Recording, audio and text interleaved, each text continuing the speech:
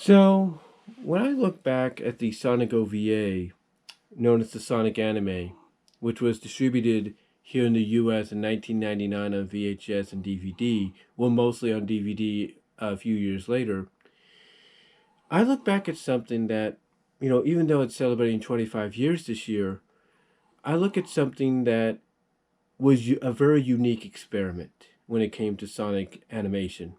Now, for some of you that might be wondering what I mean by 25 years, it was released here in the US in 1999, it's because the OVA was originally created in 1996 in Japan and distributed there at that time before coming out here 3 years later.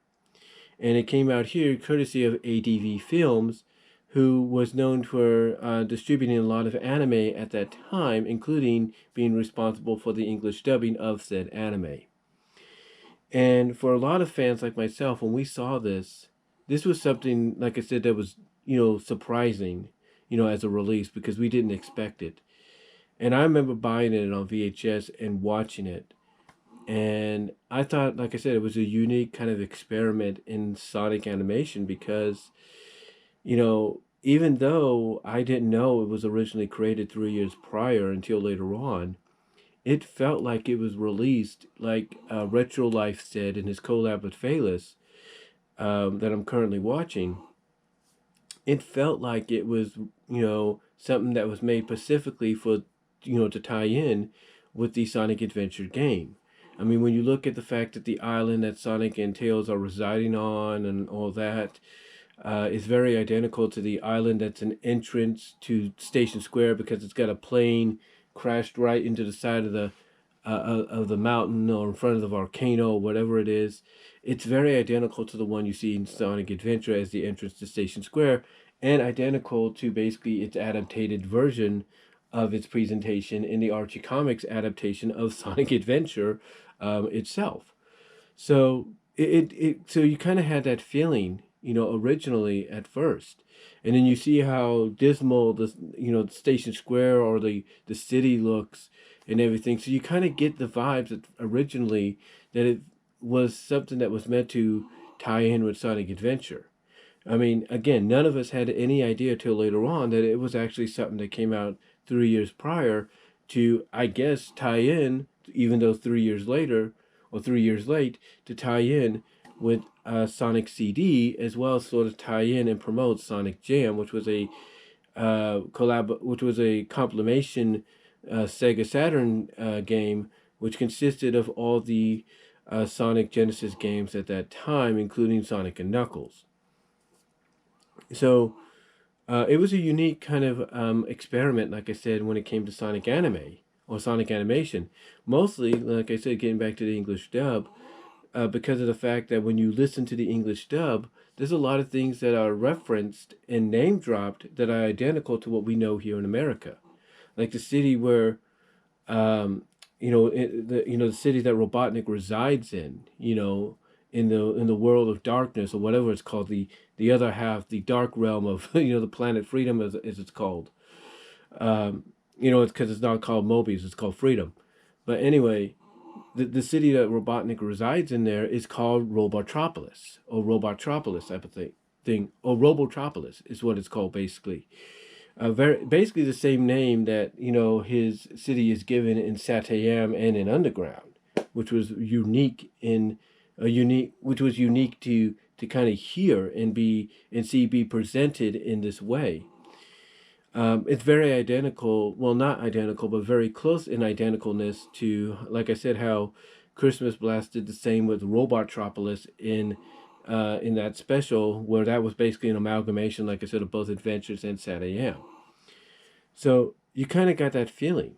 You kind of got that feeling at first, and then you had all these other name drops, like I think he called his robots I think he name dropped his robots as swap bots and all that. So you could definitely sense that the people at ADV Films who were distributing and dubbing this, that they had done their homework, and they had realized that, yeah, Western fans, Americanized fans are going to be interested in this. They're going to want to watch it, but if they kept it, as it was, like kind of just, changed the dialogue to English to match up what was originally done in Japan or in Japanese, that it might confuse fans, it might throw them off. So they realized that the best way to really keep those Americanized fans like myself invested in something like this was to make sure the English dub dropped a few name references to some of the Americanized Sonic cartoons and even comics that we were used to watching and reading.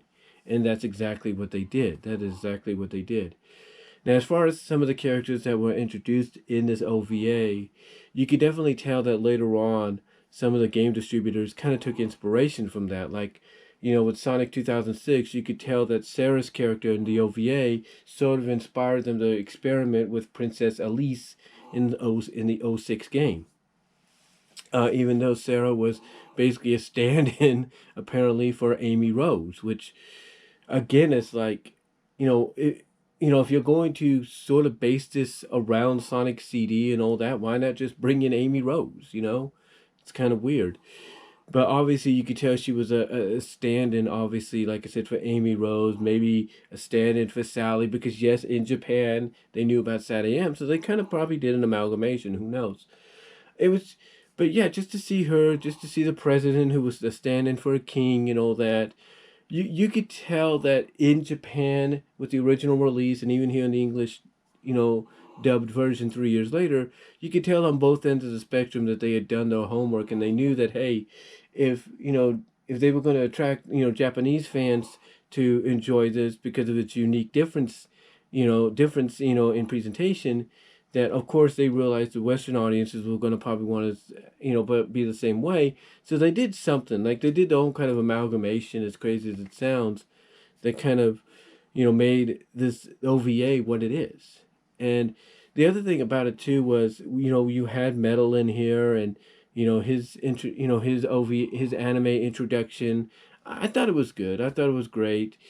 Again, and again, you could tell that they put a lot more. What I'm trying to say is, you could kind of tell again that they put a little bit of Americanizing into it to make it familiar or sound familiar for the American fans, as well as you could definitely tell that they made it for the older fans, not just on the Japanese side of things, but also the English dub side of things. You could tell they made it for the older fans as well.